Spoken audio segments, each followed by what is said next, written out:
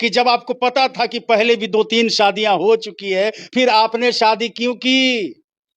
आपने अपने नरक में अपनी जिंदगी को क्यों डाला? तब आप कहेंगे कि पापा ने तय की थी, तो पापा को भी पता था, पूरा दुनिया जानता था।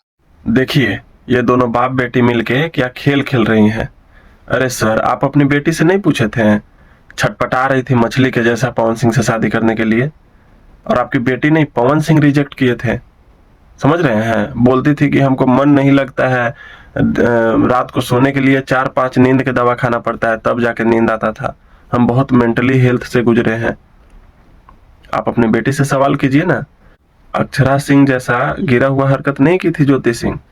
बाकायदा पवन सिंह के माता जी और पवन सिंह के जो बड़े भैया गुड्डू भैया हैं, वो गए थे रिश्ता लेकर के पवन सिंह के ज्योति सिंह के घर।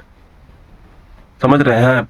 और ज्योति सिंह के पिताजी बोले भी थे कि हम लोग बहुत छोटे आदमी हैं, हम लोग ये सरवाइव नहीं कर पाएंगे, लेकिन माता जी का ये आश्वासन था कि कुछ भी हो, आपकी लड़की खुश रहेगी बस। अब अक्षरा सिंह के पिताजी का यह स्टेटमेंट आप लोगों ने सुना ही होगा। बताइए, एक लड़की का बाप हो करके और किसी के लड़की के लिए ऐसा शब्द निकालना उचित है?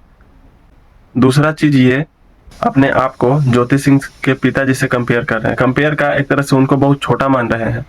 ज्योति सिंह के पिताजी एक ऐसे व्यक्ति हैं जिनकी लड़की पे इतना अत्याचार हो रहा है, उसके बाद भी वो मौन है। कभी भी सोशल मीडिया पे आकर के कोई स्टेटमेंट नहीं दिए हैं कि हमको इनसे दिक्कत है, हमको उनसे दिक्कत है। बस आते हैं, हाथ जोड़ते हैं और कहते हैं अपना लीजिए। समझ रहे हैं? आप कभी एक नहीं हो जाइएगा।